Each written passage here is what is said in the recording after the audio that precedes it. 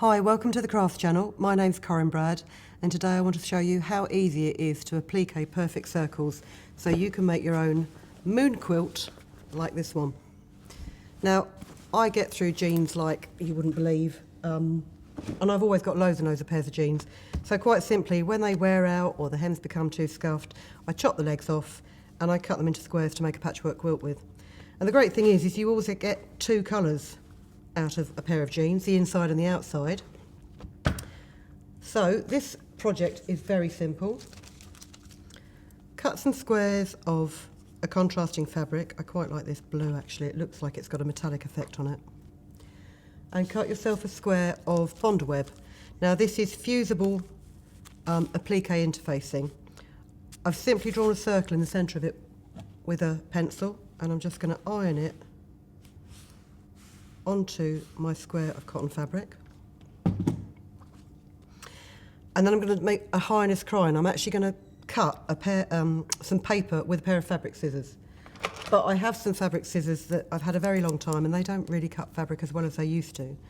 So they're actually perfect for cutting out your appliqued circle.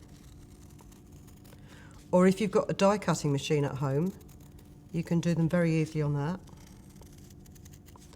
And I'm not cutting any seam allowance, I'm just cutting directly on that line that I drew with a pencil.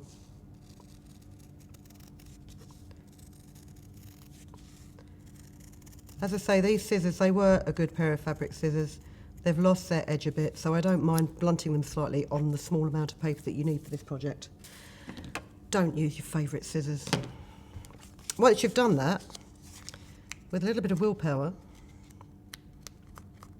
and possibly a pin,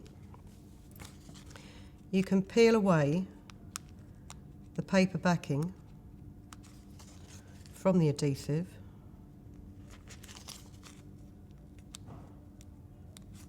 Oh, this is going to be one of those days, isn't it, where I need my glasses so I can actually see what I'm doing.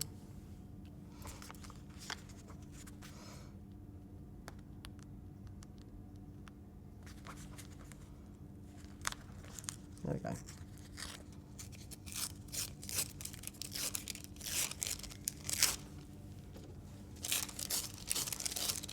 Simply take your paper off, and you've got adhesive on the back of the fabric now, so you can lay it onto your square of denim, perfectly in the centre, and hot press it to hold it in place.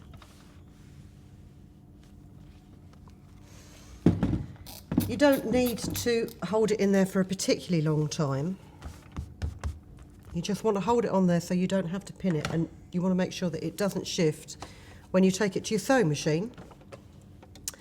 And you want to set your sewing machine up so you have got about a 3mm wide zigzag, but the zigzag is only about 1mm long, so you've got a nice tight zigzag. Start at the beginning, or start anywhere really, but don't do a locking stitch. Leave nice long tails, because I want to finish this in a much neater fashion. So if you put it so that the centre of your foot is on the edge of the fabric, and use your left hand to pivot the fabric, and the feed dogs to just draw that fabric through. Now I've used a variegated yellow thread on this just for interest.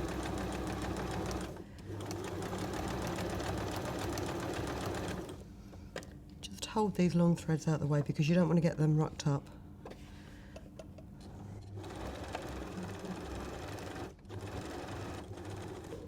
And once you get back to the beginning,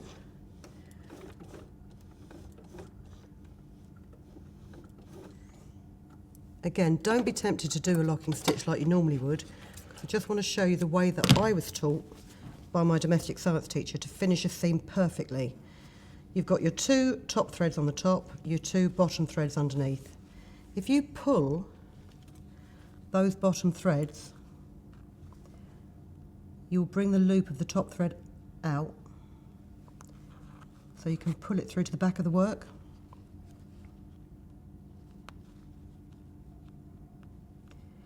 And this really is, in an ideal world, how I should finish all of my seams, so that you haven't got that ugly sort of double stitched effect. But on seams that are never seen, it seems a little pointless. So you've now got all 4 threads at the back, but if you look at the front, you've still got your zigzag finish. And if you knot these threads all together to secure them,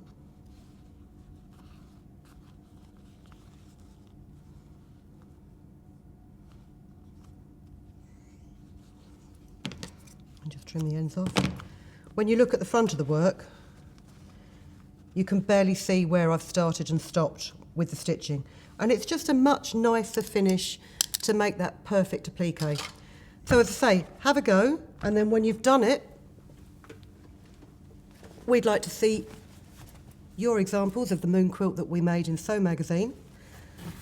So check us out on Facebook, pop us a picture over and let us know how you get on. In the meantime, thank you very much for watching. Bye. If you've been inspired to create, please share your makes with us in the comments section below.